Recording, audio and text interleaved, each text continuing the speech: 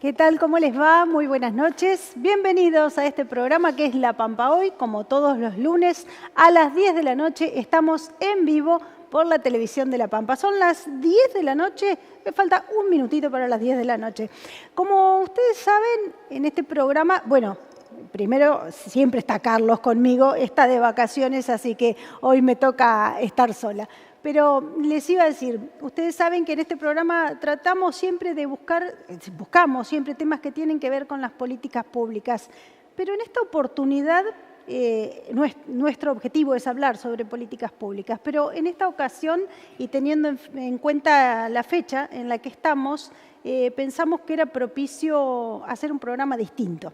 La estructura es la misma, tenemos invitados, tenemos videos, tenemos imágenes.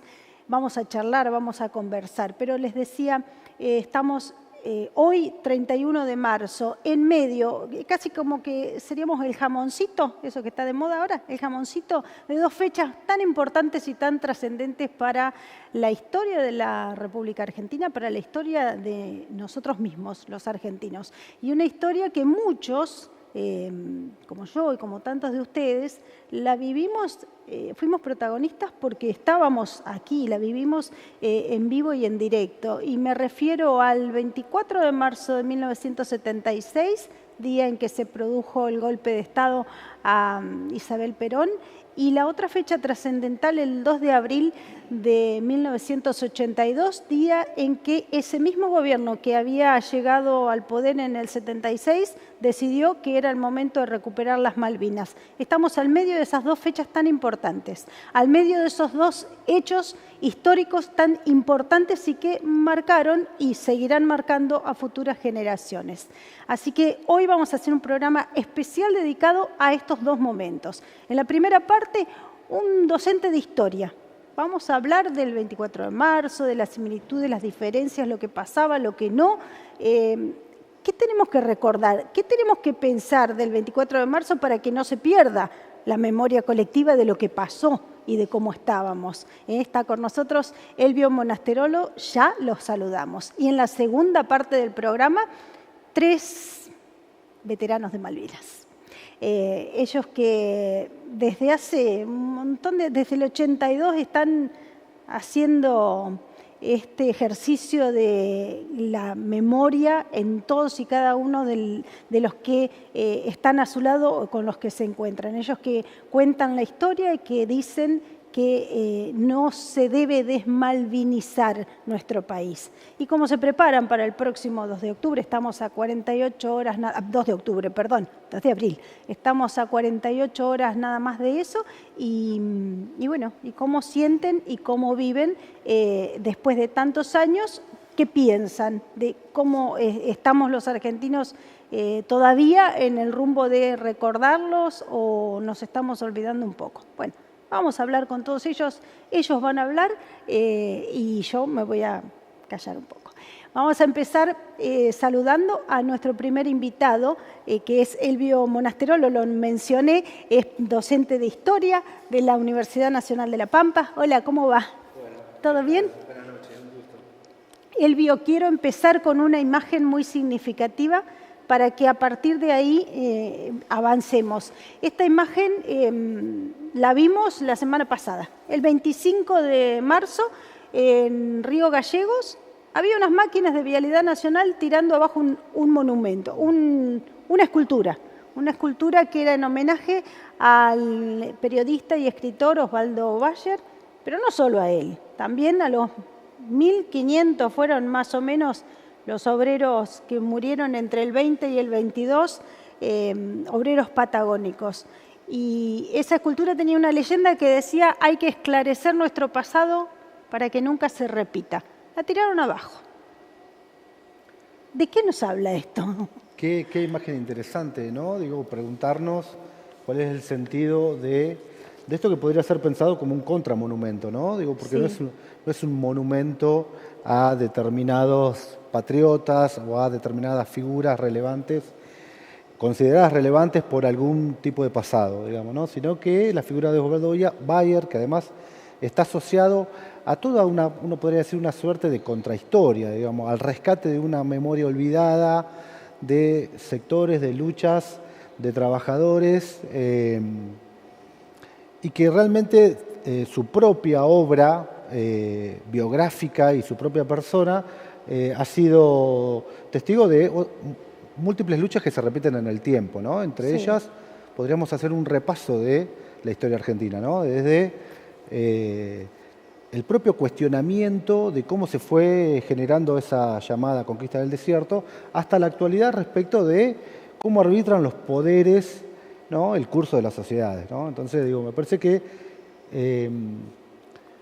el intendente de Río Gallegos dijo que la van a restituir en otro espacio, pero fue muy significativo, porque un día después del 24 de marzo, una marcha majestuosa, impresionante la cantidad de gente que se reunió este año en la marcha, sobre todo en Buenos Aires, pasaba esto en Río Gallegos.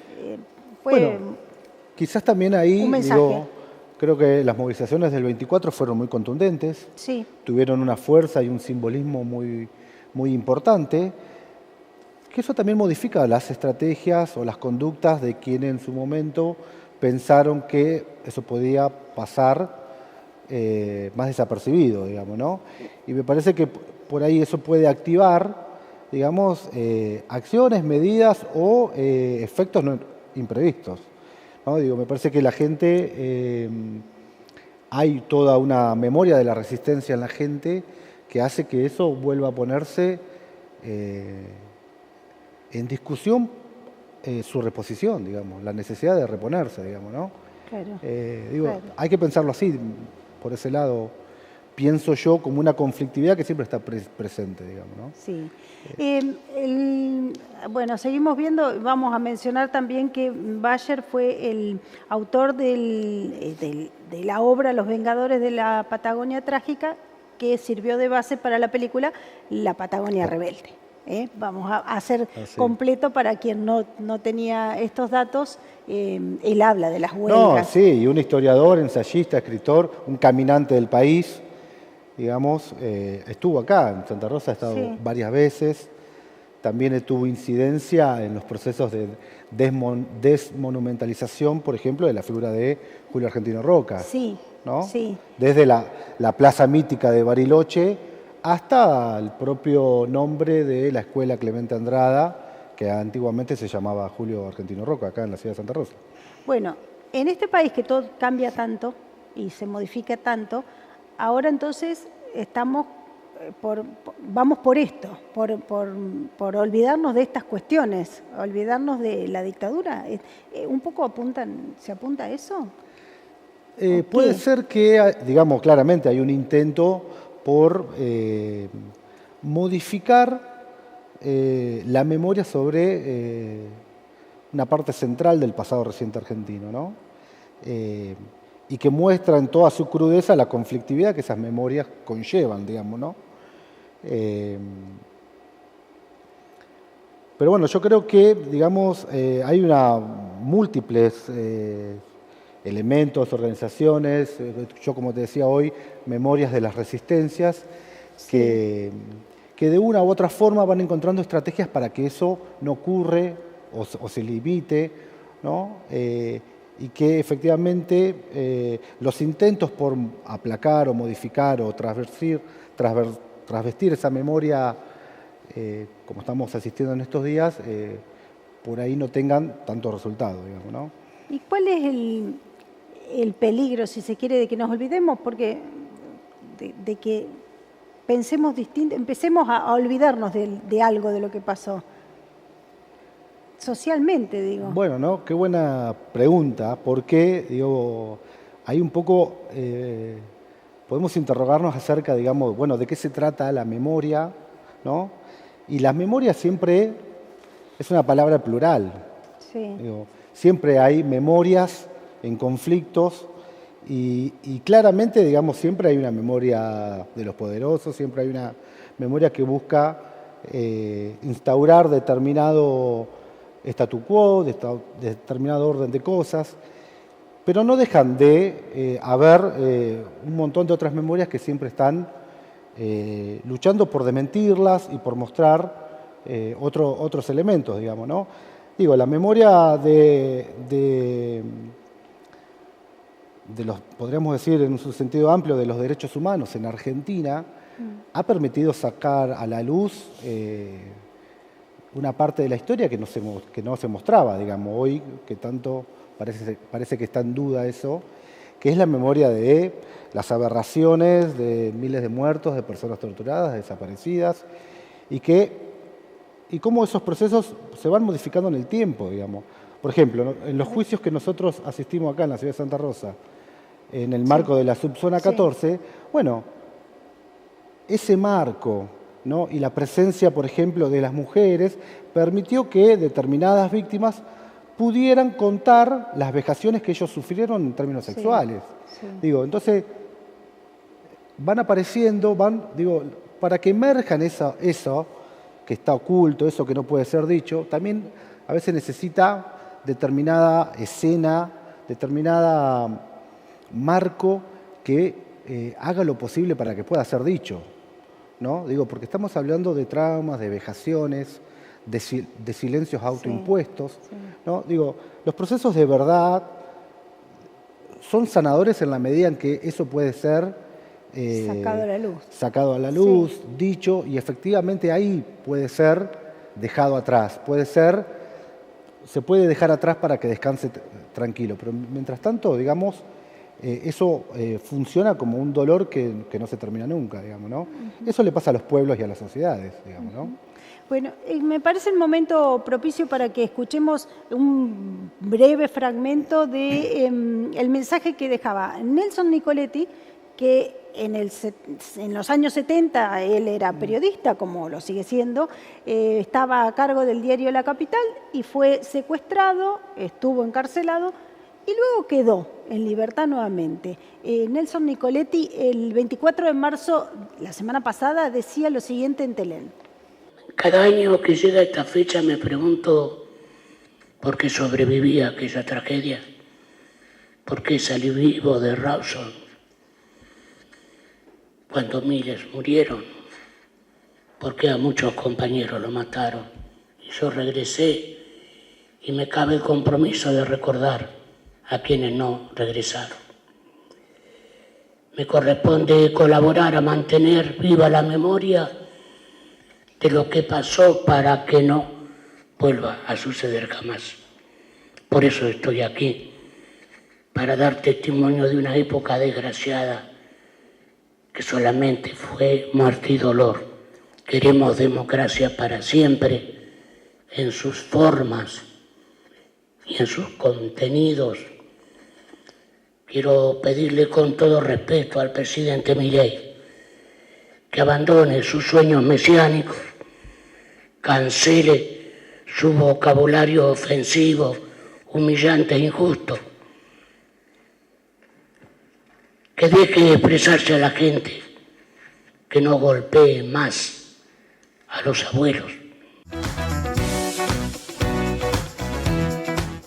Bueno, ahí lo decía Nelson, me pregunto por qué quedé vivo y por eso, para seguir manteniendo, mientras que pueda, por lo menos, la memoria. Digamos, para poder retransmitir esas memorias, pero también para poder pensar nuestros presentes, digamos, ¿no? Nuestras democracias actuales, con sus altibajos, ¿no? La figura de Nicoletti también sirve para pensar, digamos, o para desarmar ciertas ideas sobre el terrorismo de Estado en la provincia, ¿no? Esa vieja idea de La Pampa, una isla, ¿no? Claramente, por ejemplo, retomando los juicios de la subzona 14, lo que primero muestran es que, por ejemplo, los procesos represivos se iniciaron antes del 24 de marzo, ¿no? Noviembre, diciembre de 1975 fueron como el momento de mayor operatividad de la presencia del ejército en la subzona 14.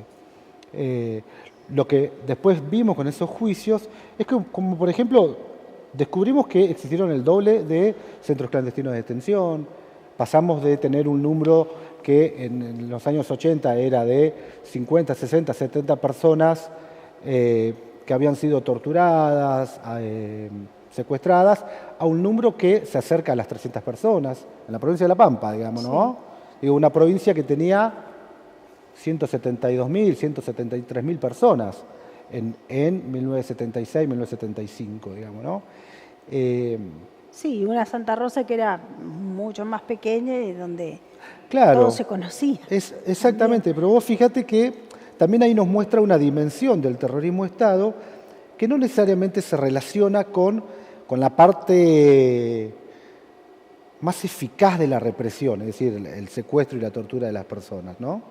Y la muerte, sino con otra parte que apuntó a desarmar todos aquellos colectivos, instancias organizativas, formas de comunidad de las personas que podían presentar una suerte de amenaza. Digamos, si nosotros miramos a dónde se ataca en el 75, y bueno, fue a docentes universitarios, docentes de educación media, determinados participantes activos de los gremios, el Servicio Provincial de Salud. Digo, ahí eso genera pregunta. Bueno, ahí no había organizaciones armadas. No, ¿Por qué? claro. ¿Por qué, digamos, se ataca ferozmente, digamos, a esos núcleos? Porque, bueno, claramente podían encarnar, podían vehiculizar, digamos, un conjunto de discusiones, de problemas que iban a contramano de quienes detentaban el poder en la Argentina, digamos, ¿no? Entonces, digo, pensar el terrorismo de Estado es pensar también cómo ese poder terrorista redefine la trama social, construye otro tipo de vínculo entre el ciudadano, ¿no? ¿Como cuáles, por ejemplo? Como por ejemplo el hecho de que las personas pasen a percibir en el otro la posibilidad de una amenaza, digamos. Si hasta 1975, 1976, había una fuerte idea de que había cosas que podían ser resueltas con la persona que tenés al lado, ¿no? Y de eso hablan las memorias de las barriadas, de las organizaciones barriales, de las organizaciones religiosas de base, no solamente obreros, sindicatos, ¿no? Sino la gente los curas de las villas la son un gente que se ejemplo, organizaba sí. cotidianamente para resolver problemas. Bueno, el poder terrorista apunta a desarmar eso, ¿no? Por eso el sujeto que emerge en 1983 es un sujeto asustado, es un sujeto que piensa que en el otro, en el vecino, puede haber, digamos, una persona, una amenaza, ¿no? Por eso esa idea de que no te metas, esa idea de que algo habrá hecho, esa idea de que cada uno puede resolver su vida individualmente, ¿no? Sin tener vínculo y lazo para con el otro, ¿no? Digo, ese es uno de los efectos más grandes que lega la dictadura, digamos, ¿no? Un individuo desolidarizado, digamos, podríamos decir, ¿no? Y mientras tanto, y paralelamente, van apareciendo figuras como estos organismos que nos sostienen y nos ayudan y que hoy todavía están tan presentes, por ejemplo, desde lo económico, ¿no? El Fondo Monetario. Bueno, sin duda, hay una relación, digamos, Sí. ¿no? Hay una relación directa entre... Cuando uno mira los números que en las efemérides o en determinadas fechas aparecen, digo, bueno, la Argentina multiplicó por 8 la deuda externa, Sí. ¿no?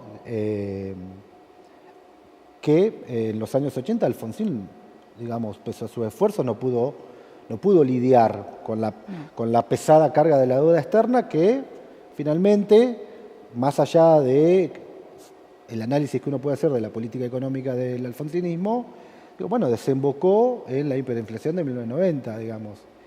Y esa hiperinflación, la solución que se le encontró por parte del entonces presidente Carlos Menem, bueno, fue una enajenación de bienes públicos, ¿no?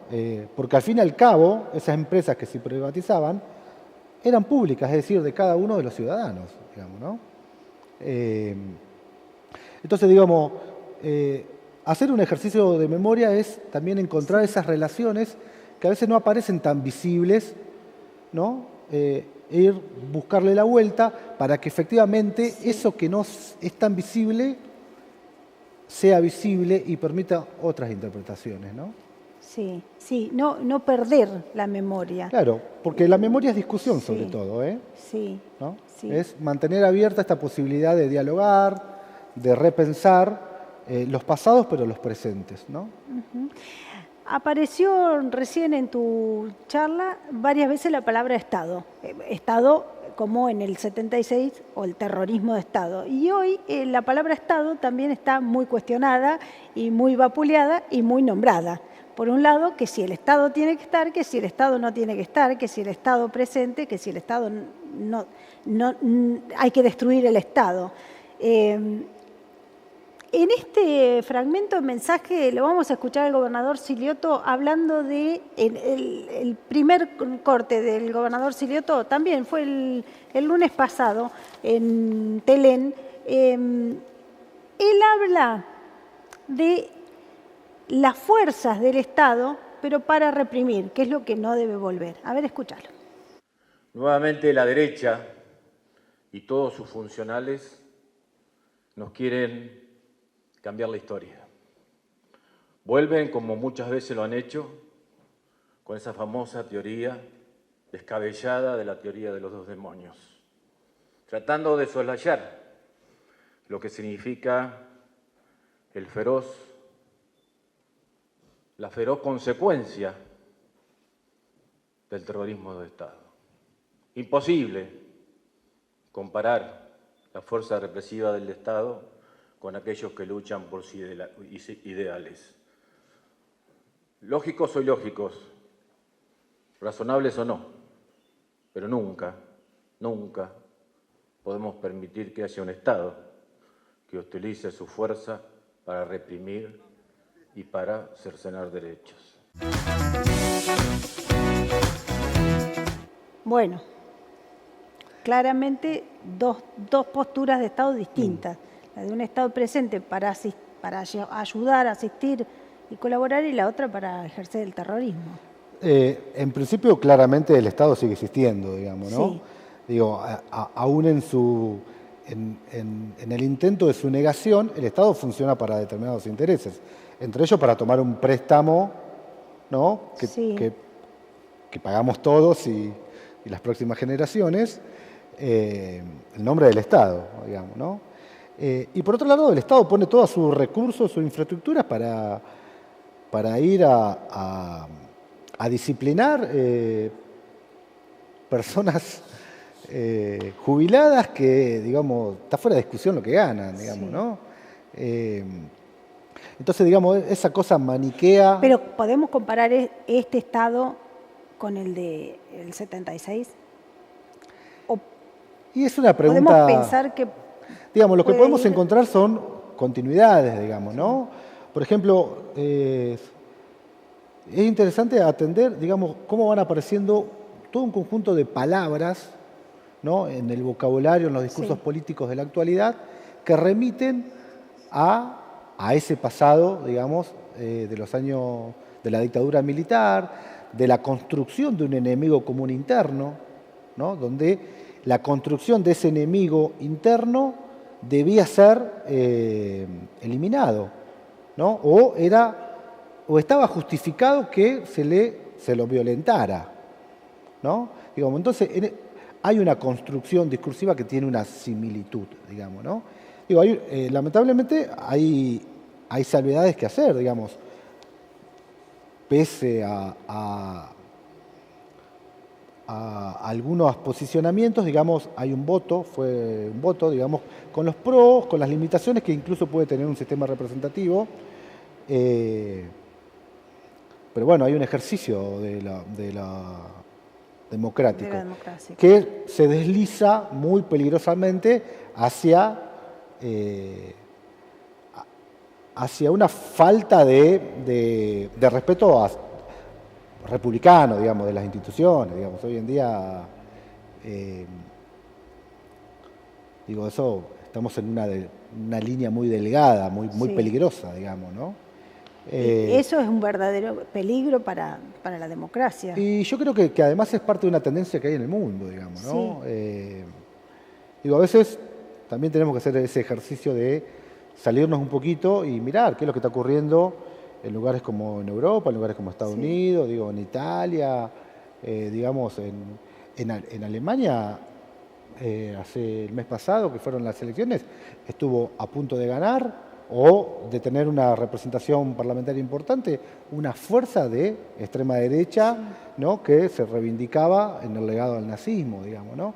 Entonces, eso que un montón de aspectos del pasado que parecen saldados, que parecen superados, de repente se nos imponen con que no están saldados y con que la memoria siempre es una lucha permanente, continua y que siempre está un poco más, un poco menos empatada, digamos, ¿no? Y eso hace que debemos, como ciudadanía, estar atentos, alertas a que nunca hay triunfo permanente de determinadas memorias, ¿no? Bien. Siempre estamos ante el riesgo latente. Esto por ahí ha sido bastante desordenado, esta charla, pero quiero volver al 76, puntualmente en este video al 78, año 78, cuando ya llevábamos 2 años del gobierno militar y empezaba el Mundial de Fútbol. Ese Mundial de Fútbol que ganamos, que nos costó tanto, ¿no? Porque costó, después se supo lo que costó de todo. Y ahí estaban dando la vueltita estas señoras con los pañuelos blancos, que no eran ni más ni menos que los pañales de sus hijos. Hijos que de un día para otro empezaron a perderlos de vista. No vamos a decir otra cosa. Vamos a escuchar un fragmento, es un poquito largo, pero vemos hasta dónde llegamos. La televisión francesa, que habían venido a cubrir el Mundial de Fútbol, y vieron a estas mujeres dando vuelta ahí en la Plaza de Mayo, y se acercaron a preguntarles qué hacían. Y las madres de la plaza dijeron esto.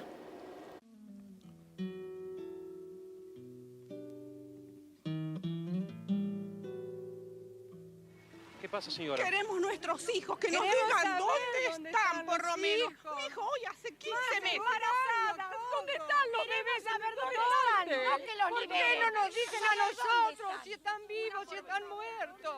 ¿Por qué no nos dicen? Si le buscamos eso nada más. Que nos respondan nada más, después nos retiramos.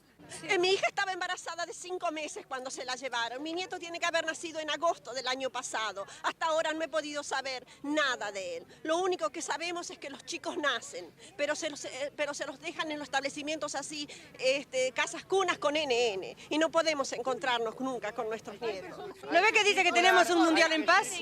El gobierno dice que ustedes son mentirosas. ¿Nosotros somos mentirosas? ¿Qué? ¿Estamos mintiendo de que los hijos desaparecieron? Está todo comprobado. En el Palacio de Justicia están todos los testimonios. En el Ministerio de Hacienda tiene todos los testimonios y todas las denuncias. La Policía Federal tiene todas las denuncias. Está todo testimoniado. Eso, lo que el gobierno diga, no es que dice mentira, miente. Hace 2 años que estamos así, 2 años. Dice que se autosecuestraron en particular. Allanaron 4 veces mi casa.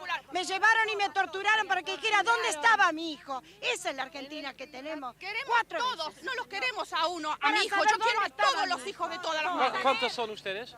Miles de mujeres, Miles en todo el país, miles. ¿Me permite?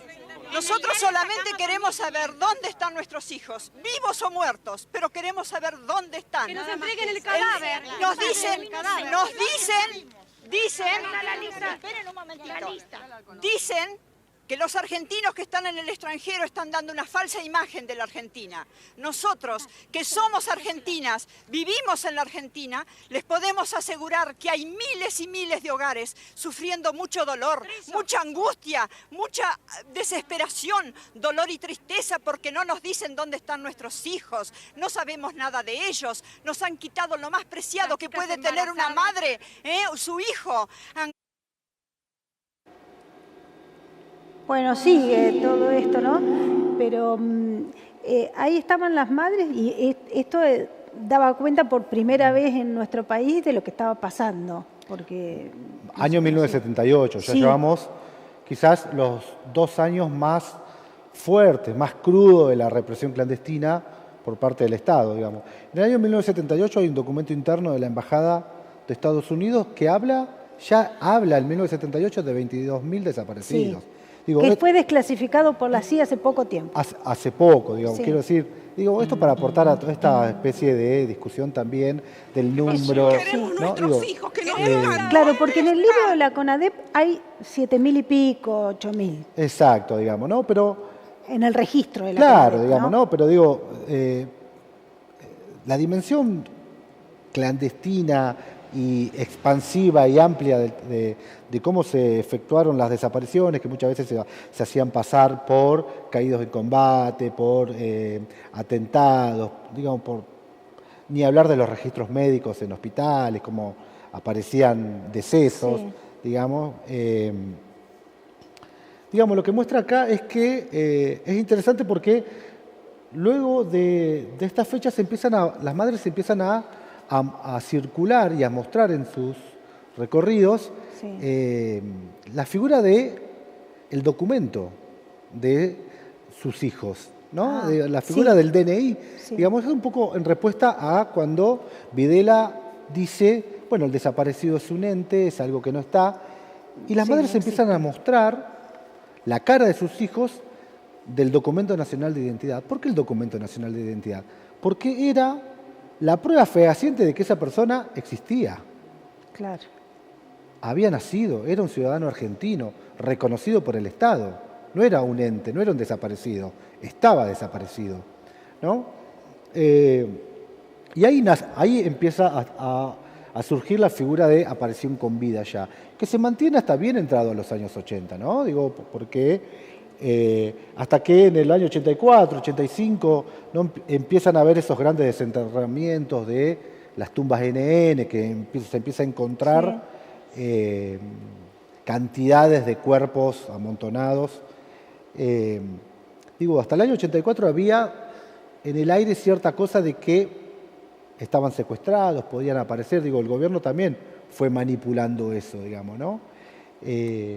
Pero sin duda, uno, digamos, acá puede ver cómo la figura de esas madres comunes que salen a reclamar, luego después se van convirtiendo en un eslabón fundamental de los procesos de memoria, los procesos de verdad. Sí, aún hoy con la aparición de los nietos, ¿no? Algunos nietos. Claro, digamos, cuentan también al día de hoy, su digamos, propia historia. en el caso de hijos desaparecidos y apropiados, digamos, de 500 que más o menos se calcula, digamos, hay menos de 200. Sí, ¿no? 100 y pico. Y aún así con los miles de casos que quedan fuera de algún tipo de registro, digamos, ¿no? Entonces, ese hueco, esa suerte de pozo ciego que hay en la historia, digamos, es algo que solamente puede ser reconstruido con la transmisión de las personas, de las vivencias de las personas, con el legado hacia nuevas generaciones, con la búsqueda incansable, así como seguramente los invitados que tenemos posteriormente van a hablar, digamos, de cómo mantener viva un legado, digamos, que nunca para de armarse y rearmarse continuamente, digamos, ¿no? A veces puede pensar que estas abuelitas se están muriendo, digamos, Claro. ¿no? De viejitas. Claro. Pero va permeando, digamos, la sociedad esta idea de una memoria de las resistencias, ¿no? Digo, lo vivimos en Argentina cuando en el 2018 se quiso incluir la figura del 2x1 para las personas condenadas en juicios de lesa humanidad. Sí. Uy, que bueno, la ciudadanía salió a la calle masivamente, digamos, ¿no? Digo, ahí funciona una memoria que parece que no se ve, pero está, digamos, ¿no? Y las palabras de Nicoletti, que un gobernador se posicione con ese discurso, digamos, son elementos muy importantes, digamos, ¿no? Ya tenemos que cerrar para dar paso al otro tema, pero vos que habitualmente estás con adolescentes, jóvenes, en tus clases, en ellos, ¿qué es lo que pasa en estas nuevas generaciones? Bueno, es una cosa compleja en el sentido de que... Porque ellos están muy influenciados por las redes, por la información, por la inmediatez, por la velocidad de un tiempo que Sí, se desarma, que se escurre todo el tiempo muy velozmente, y el ejercicio de memoria funciona como en las antípodas, digamos. Es en el ejercicio justamente de la reflexión, de ponerse de producir un tiempo que tiene otra velocidad, mucho más lenta, mucho más de diálogo, de palabra. Entonces, de debate. ¿Existen los debates todavía en las clases, en los ámbitos? Existen, digamos, en la medida en que uno puede encontrar el vínculo y la escena, puede construir el vínculo, la escena y el momento para que esos pibes, esas pibas puedan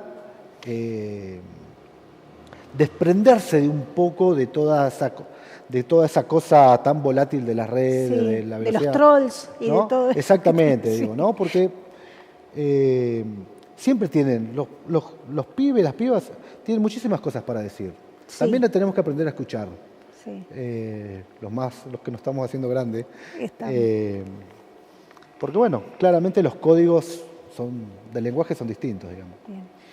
Elvio, muchísimas gracias por haber venido. Bueno. Por haber echado un poquito más sobre esto que pasó. Bueno, esto no se termina nunca. No, seguro. Es así. Seguro, claro. Muchas gracias. No, gracias a vos. En el próximo bloque están con nosotros 3 veteranos de Malvinas. Charlamos con ellos. Dale.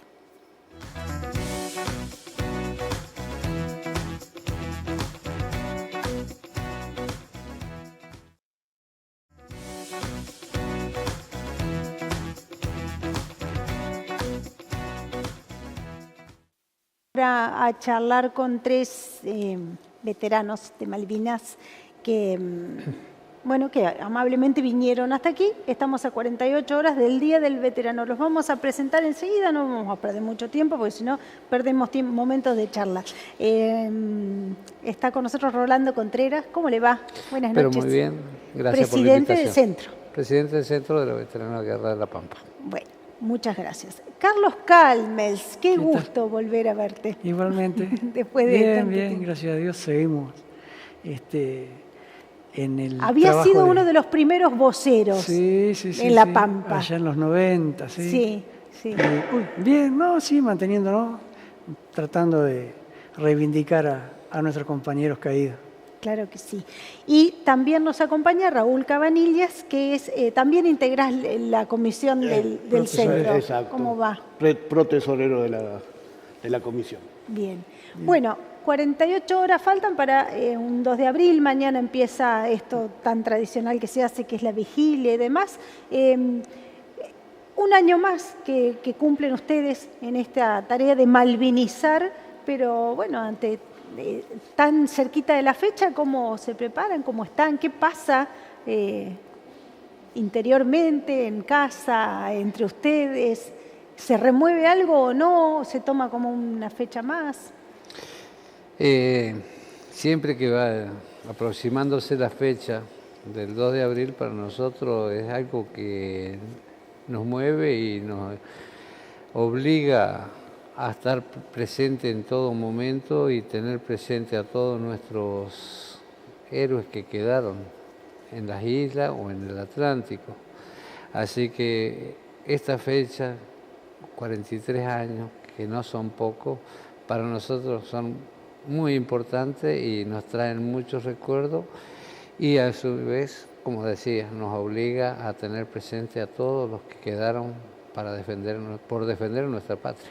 Claro, son momentos muy emotivos de por sí. Sí, son sentimientos muy encontrados y así como el veterano de guerra subsistió y salimos adelante y nos reinsertamos en la sociedad gracias a la familia soporta, porque uno es como que en esta fecha se va a otro ritmo. Ya las rodillas no te dan, el corazón no te da, pero la cabeza está a 1000 y el corazón a 2000. Así que uno hace muchas cosas que ya la familia las conoce, las acepta, las respeta. Los hijos ya crecieron, estudiaron, se fueron, pero uno sigue muy embalado en estas fechas y entiendo a los compañeros que por ahí en estas épocas, por ahí no nos acompañan porque cuesta y se siente ahora. Ajá. ¿Todavía hay algunos a los que les cuesta? Cada día pasa más todavía. Es como que los años te hacen más daño que antes. Yo por ahí, hace 10 años atrás, no tenía ningún problema de ir a hablar y contar mi historia, y sin embargo hoy llega momentos que tengo que parar y decir basta. Ajá.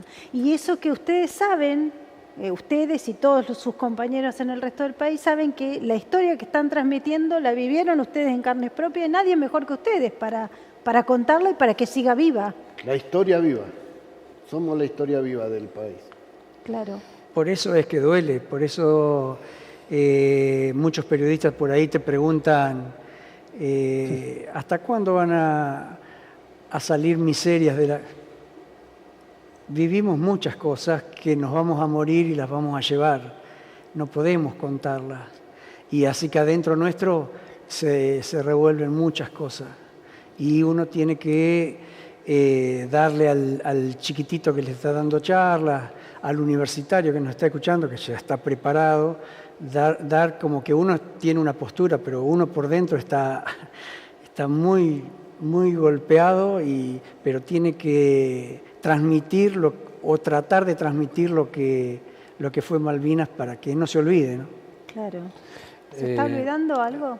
La propuesta nuestra, el legado que queremos dejar es que Malvinas no pase al olvido una vez que nosotros partamos, que nosotros ya no existemos. Queremos dejar ese legado de que se siga hablando de Malvinas, porque Malvinas es parte de nuestro territorio. Y Malvinas para nosotros siempre fue y será en Argentina, aunque los usurpadores digan lo contrario. Así que nosotros queremos dejar eso en toda la sociedad, en toda la juventud, en todos los alumnos de hoy en día, que como vamos a dar charlas a la escuela, queremos dejar sentado este precedente, que ellos sepan y tengan la seguridad de que nosotros fuimos, no obligados, fuimos a una guerra por defender nuestra bandera, nuestra patria, nuestro territorio. Y no, si vos le preguntás a un veterano de guerra, no está arrepentido de haber ido. Lamentablemente quedaron muchos defendiendo la patria y los familiares hoy en día los extrañan, pero también están convencidos de que su hijo, su sobrino o su nieto hizo algo por esta patria.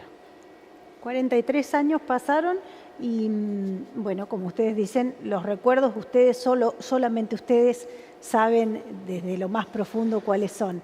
Pero, ¿cómo ven hoy el presente? Hace pocos días leía la información que están militarizando cada vez más el territorio de Malvinas. Incluso hasta han venido los gurkas, que en aquellos años, yo era chica y me acuerdo de que se hablaba de los gurkas con una gente de una temeridad absoluta y muy crueles. Sí. Y aparentemente están de vuelta. Sí. Lo que pasa es que Malvinas es un punto estratégico a nivel mundial.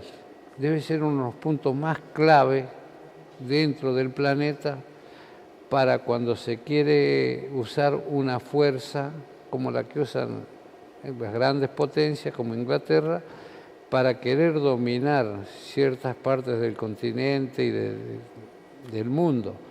Porque no te olvides que es el paso obligado prácticamente hacia el otro océano. Claro. Aparte es el ingreso a la Antártida Argentina también. Sí, a la Antártida en general. Hay muchas cosas. Aparte, sí, no tan solo termina ahí, en la parte económica, petróleo, el mismo krill que es el alimento del futuro. No por que nada no andan sea- siempre los chinos dando vueltas, los Y japoneses. los chinos ¿no? están explotando arduamente nuestros mares y bueno, todos luchan por tener una parte. Y Inglaterra, lamentablemente, para nosotros, se ha posicionado de tal manera que no va a querer desprenderse de eso. Por eso está haciendo tanto con la parte militar. ¿Y cómo ven la postura del gobierno argentino actual? Hemos tenido en estos años distintos gobiernos, distintas posturas, algunos más enérgicos, otros no tanto. Malvinas hay una sola. Malvinas hay una sola. La postura tiene que ser argentina, no importa de qué signo político sea. Malvinas es una sola para mí, por lo menos. Sí, Malvinas es y será Argentina. Las posturas de todos los gobiernos creo que han sido demasiado suaves con respecto a... Está bien, será muy difícil a lo mejor llegar a que te den, como quien dice, importancia a los reclamos argentinos, porque Argentina, como es un país subdesarrollado, los otros son países desarrollados, sí. Quizás no nos den la importancia por eso, pero si Argentina en algún momento llega a posicionarse bien y tenemos gobiernos que reclaman realmente con interés a lo que es nuestra soberanía sobre la Malvinas, quizás se logre algo. Voy a hacer un pequeño avisito. Tenemos un número de WhatsApp, están llamando y entiendo que alguien quiere decir algo para ellos.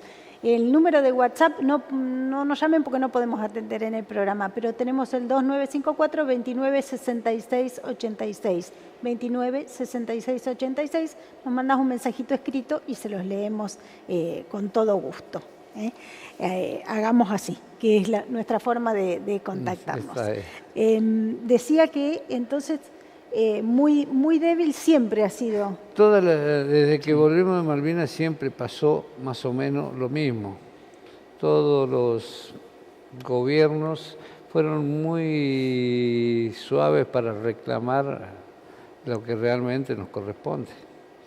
Algunos un poquito más, otros menos, pero siempre se mantuvo más o menos el mismo nivel con respecto al reclamo sobre las Islas Malvinas. Y eso no hace un poco que digan, pucha, ¿para qué nos expusimos nosotros, nos mandaron a nosotros y después... No se arrepienten. Yo calculo que todo compañero nuestro en el cementerio de Darwin, ellos murieron orgullosos por pisar esos 74 días con la bandera argentina. Fue un lujo y orgullosos de cómo hubiésemos muerto nosotros también. Si no nos defendían ellos, moríamos nosotros. Así que, pero uno lo hacía con orgullo y con el honor de estar haciendo algo por la patria, algo que me acuerdo en el Canberra cuando nos traían, que los ingleses se reían porque que era patria, para ellos es todo plata, no era pelear. Nosotros era por nuestra bandera, por nuestro país. Claro. Era distinto la postura de unos y de otros. El inglés siempre preguntó eso, ¿por qué peleábamos nosotros? Nosotros peleábamos por nuestra bandera. Y los argentinos, todo en sí, que le tocó participar en distintas formas, lo hizo por la patria, la bandera. No le importaba el sueldo, no le importaba, porque era realmente eso. Así que, y al soldado o militar de carrera que le preguntaba si hoy volvería, te dice que sí, como te decimos nosotros. En instantes les voy a preguntar a dónde les tocó estar a cada uno, pero antes vamos con un mensaje. Dice, saludos y mis respetos a los veteranos, docente Karina Peralta y su hija Anaí. Siempre es un honor acompañarlos. Varias veces hemos compartido sus charlas en la escuela 25, nos dicen. Bueno, muchas gracias. Seguramente muchos chiquitos por lo menos en la provincia de La Pampa, han tenido el honor de compartir charlas con ustedes. Pero dije antes de leer el mensaje que les iba a preguntar a dónde les había tocado estar, cuánto tiempo, un poquito. Yo llegué el 14 de abril a Malvinas y tomé posición en Monte London, uno de los combates más fuertes que hubo en Malvinas. ¿Hasta qué día? Hasta el día 14 de junio, que fue la rendición, y el 22 de junio regresamos a Continente. Y si tuvieras que resumir en pocas palabras un recuerdo de eso. Un recuerdo, hoy cuando estaban hablando recién, yo me acordaba, el primer día que bajamos, el día 14 a la madrugada, cuando vi flamear la bandera argentina en el mástil, cómo me largué a llorar de alegría. Ese es el recuerdo más grande. Y eso borra el frío, el hambre, el miedo, el cansancio. Frío es algo que sería natural en lo que es una guerra. Lo importante es que yo estaba consciente de lo que quería hacer. Yo fui voluntariamente porque yo ya estaba dado de baja y me presenté voluntariamente en mi cuartel para ir a Malvinas porque mis hermanos iban a Malvinas. Mira. Tengo un mensaje, no quiero perderme los mensajes. Les escribimos desde Anguil, Francisco Bello. Son un orgullo para nosotros, todos los que estuvieron en Malvinas, para todos aquellos que en algún momento vestimos la vestimenta de las Fuerzas Armadas. Un gran abrazo, que Dios los bendiga. Francisco Bello, Regimiento 12, clase 74, nos dice. Gente que está viendo el programa. Bueno, ¿hay gracias? Nos agradecen por leer el mensaje. Carlos, recordanos tu paso por... Y yo debíamos haber sido uno de los últimos que fuimos. El 25 de abril llegamos nosotros a Malvinas. Yo estaba como enfermero general en el Hospital Militar de Curuzú-Cuatiá, de Corrientes. Todo lo que trajimos nosotros para hacer un hospital de campaña quedó en el bombardeo del 1 de mayo, porque estaba al costado de la pista, así que quedó todo destruido. Así que una parte de la compañía fue a Monte Dos Hermanas y nosotros a hacer guardia a Puerto Argentino. Yo estuve en distintas posiciones en el hipódromo, en el correo, terminé haciendo guardia en YPF. Yo veía cómo ellos combatían, pero más que el bombardeo de los aviones, de la artillería, ya te digo, gracias a Dios no sufrimos tanto como ellos que esperaban a los gurkas, a los paracaidistas. Sí. Hablando de todo un poco, nombraste a los gurkas. Sí. Los gurkas no hay que tenerle miedo, son personas normales que ni siquiera entraron a Malvinas. ¿Ah, no? No entraron a Malvinas, los mandaron a cruzar los campos minados y nada más. Ajá. Son contaban tantas historias. Son mercenarios ellos. Sí, son mercenarios. Entonces, de Nepal, ¿no? Nepaleses, por allí son. Nepaleses son. Sí. No son nada de otro mundo. No, pero yo recuerdo las historias truculentas que se contaban de esta gente. Vos pensás que nosotros tres somos los gurkas, nos mandaron, si vuelven dos, cobran lo mío ellos dos. Claro. Entonces, ellos iban a otra cosa. Claro, sí. Iban a buscar la plata, y si caía alguno de ellos, mejor. Bueno, mi destino era la base naval Ushuaia y el día 6 de abril me embarcaron en comisión en el Araviso Gurruchaga, un barco de chico con una tripulación de 80 personas. Fuimos 3 buzos y 2 mecánicos y un electricista en apoyo logístico. Ajá. Que era el apoyo que hacíamos nosotros, era instalar generadores eléctricos para los equipos de radar.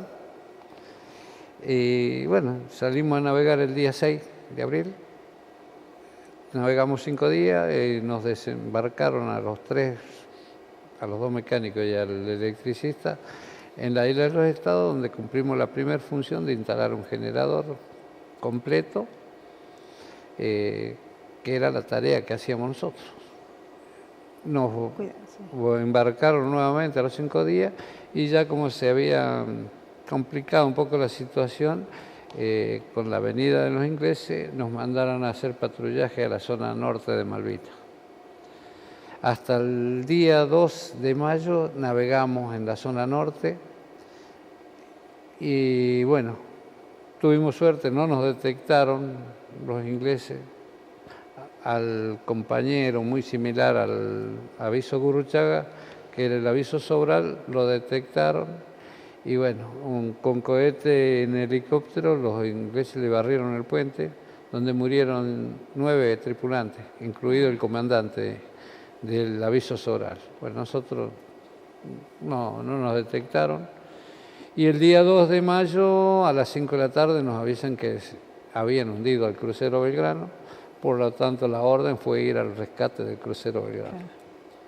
Navegamos hasta el otro día a las 18 horas, que fue que encontramos la primera balsa, y ahí comenzó la tarea de rescate, que no fue nada fácil, pero sí que la hicimos con mucho esfuerzo y con mucha celeridad para sacarlo lo más rápido posible.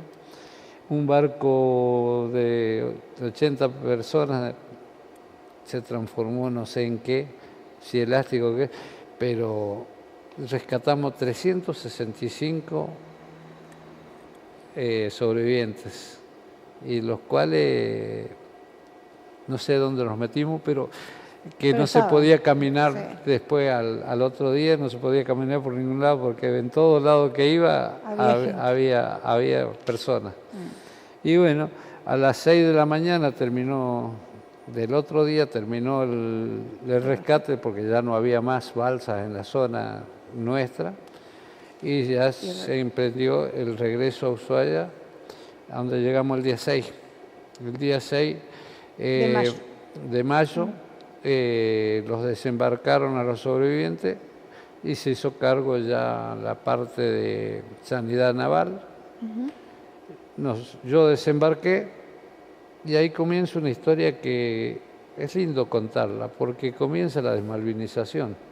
Claro. Porque yo llegué el día 6 y el día 7 me mandaron llegué nuevamente a tomar posición de mi trabajo y me dijeron: vos anda a preparar el bolso porque te vas de comisión, dice, a hacer control de tráfico marítimo a Faro Cabo Virgen. Así que las 9 estaba en la base, a las 11 estaba arriba el avión a Faro Virgen. Y ahí estuve 37 días más, donde vi cosas que ya las sabemos, por supuesto, pero en ese momento no se sabían, y era que pasaban barcos cargueros ingleses con pertrechos para Malvinas con la bandera chilena por el estrecho de Magallanes. Eso siempre lo conté. Sí. Es algo que fueron las primeras cosas que contamos nosotros. Se daba información al área naval austral, pero como no estábamos en conflicto con Chile, no podíamos hacer nada. Claro. Ay, cuánto nos queda por hablar. Sí, mucho. Tengo un montón de mensajes, siempre junto a nuestros queridos veteranos, en especial para Carlos Calmels, tu familia, gracias, agradecidos. Silvia Estieven, de Abramo, felicitaciones a todos los héroes que lucharon en nuestras Malvinas.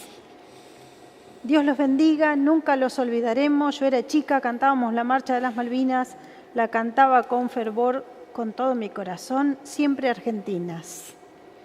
Muchos mensajitos para ustedes, siempre lindos. Buenas noches, dice, tristeza ver en estos momentos escucharlos, decirles héroes, que sea un día donde todos, con una oración hacia por quienes quedaron, abrazos. Susi de Ingeniero Luigi, bueno, un poco confuso el mensaje, pero todos con mucho cariño. ¿Ustedes sienten Sí. Sí. En la actualidad se siente todo, inclusive se ve uno se va haciendo grande. Exacto. ¿Vio? La dedicación es distinto. Principalmente en los colegios. En los colegios creo que los maestros, los educadores han hecho un papel, han cumplido con un rol muy importante, el cual han visibilizado el tema Malvinas y lo hacen muy bien, lo vemos, porque los chicos los primeros años era medio difícil entrar y que te prestaran atención. Hoy en día vas a una escuela, sea chicos de iniciales o alumnos ya de secundario, todos prestan atención y es un silencio total cuando nosotros hablamos y explicamos algo. Es que en ese momento fue fuerte el movimiento de desmalvinizar y de esconderlos y de que no se supiera nada. Sí, fueron Entonces 10 años. muchos de los que éramos pibes en ese momento pasamos años sin que se hablara del tema. Claro, es Y un después tema. empezó. Sí, sí, sí, después Gracias a ustedes. cambió muchísimo, muchísimo. Cuando pudimos empezar a hablar, ahí cambió todo. Un poco lo que hablábamos con Elvio, ¿no? Estas cosas que son tan difíciles que por ahí tardan años en Sacar. empezar a salir. Sí, sí, Sí. sí. Bueno, el tiempo se nos fue, pero el próximo miércoles tienen un acto central en General Pico. Sí, sí. ¿Allí se centraliza la actividad o va a haber Bueno, algo acá? Las actividades nuestras comienzan mañana. Sí. No, ya empezaron, ¿no? Sí, sí, con los En charlas. con lo que es acto. La Sí. escuela ya empezamos el viernes en Durantoro, hemos Claro. tenido un recorrido y vamos a seguir teniendo recorrido por la escuela. Pero mañana a las 19:30 tenemos la caminata por la soberanía, desde el monumento a los caídos hasta la Plaza San Martín. Acá, en Santa Acá. Rosa. Cuando lleguemos a la plaza comienza la vigilia en sí, en la cual sinceramente está muy, muy bien organizado porque tiene cultura municipal, nos ha dado una mano muy grande en organizarnos, en ayudarnos en el tema organizativo. Y hay muy buenos números, invitamos a la sociedad que nos acompañe porque van a estar entretenidos, hay artistas muy buenos y que van a hacer todo lo posible para que lleguen a las 12 de la noche acompañándonos y disfrutando de una velada muy buena. ¿Se compatibiliza bien esto de que haya música y una especie de A las 12 ambiente festivo? te quería explicar Sí. esto. A las 12 de la noche se le rinde honor a los caídos en Malvinas. Bien, Minuto de silencio, himno nacional. bien, bien. Sí, yo creo que es una manera también de lograr que la gente pase un momento lindo, entretenido, y para concientizarlo, a la medianoche diciendo, es el himno nacional, minuto de silencio, la marcha de Malvinas, Sí. y bueno, y ya listo para ir al acto central de General Pico y a la tarde, a las 17, el acto municipal acá en el Monumento a los Caídos. Bien. Tengo más mensajes, gracias a los 3 veteranos y un saludo especial a Cabanillas. Un orgullo ser su soldado, dice Javier Ulrich. Bueno, Un amigazo. Además fue soldado. Está Un muy amigazo. está muy bien. Bueno, la verdad que el agradecimiento. No, gracias. Son las 11:06, pero nos pasamos un cachito. No Bueno, pasa nada. sí, no está bien. pasa que nos nada. perdone. Siempre tienen abierto y disponible el museo. centro, el lugar, el museo, Sí, sí, en para calle todos los que Sala. quieran. Para toda la sociedad, que es para lo que lo Bien. creamos. Y las charlas también, van a donde sea. Sí, sí, ¿A sí. dónde sí. nos Todos los invitan? días estamos Ahí dando estaremos. charlas en varias escuelas. Bien. Varias escuelas, bueno, Puelche, Sí. paraje, ¿cómo era? Sí, donde nos llame vamos. Sí, el Tala, ¿eh? El Tala. Tala, vamos. Mirá. Sí, Sí, tenemos se hacen invitaciones. lindas Bueno. charlas en esos lugares. Sí. Va, porque se pasa todo el día, es muy, Sí. es otra Vo- forma. ¿Volvieron a Malvinas? No, No. No quieren, No puedo no- volver no podés. pidiéndole permiso al enemigo. por el pasaporte. Va, no, pasaporte. Es como pedir permiso para entrar a tu casa, ¿viste? Así que creo El vecino que no me deje entrar a mi casa, no. Por ese motivo solamente. Sí, uno iría para cerrar una etapa, Sí. no para ir a hacer turismo, sino ir a Darwin, agradecerle. Sí. Pero bueno, mientras que las condiciones sean estas, no van. no. No puedo pedir permiso para entrar a mi casa. Así que creo que la mayoría de los veteranos de guerra, más aquellos que estuvieron en Malvinas pisando suelo, creo que tienen esa manera de pensar de no volver. A mí, suponete, lo único que me gustaría es ir a la zona donde hundieron el crucero Belgrano, donde quedaron muchos compañeros míos, amigos míos, conocidos, y rendirles un homenaje, tirarles una flor. Eso sí lo haría, pero estamos fuera de la zona de exclusión, porque hay que aclarar, el crucero Belgrano fue hundido fuera de la zona de exclusión. Sí, sí. Ese sería mi anhelo. El homenaje se lo rinden todos los días. Sí. A sus compañeros caídos y a todo el país. Siempre los recordamos, los tenemos Seguro. en nuestra memoria. Seguro. Muchas gracias. Gracias. No, gracias. Buenas Muy noches. agradecida. Hasta la semana que viene. Chao. Hasta.